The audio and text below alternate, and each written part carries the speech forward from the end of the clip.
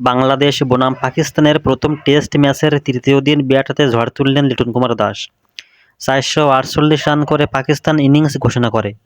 জবাবে বাংলাদেশ ব্যাট করতে নামলে ২১৮ রানে ৫ উইকেট হারিয়ে বিপদে পড়ে বাংলাদেশ।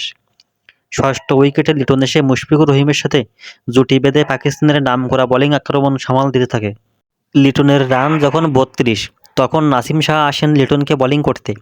পাকিস্তান দলের সেরা বোলার নাসিমের কাছে অধিনায়ক শান মাসুদের অনেক প্রত্যাশা ছিল, কিন্তু লিটন নাসিমের জন্য ভিন্ন কিছু ভেবে রেখেছিল।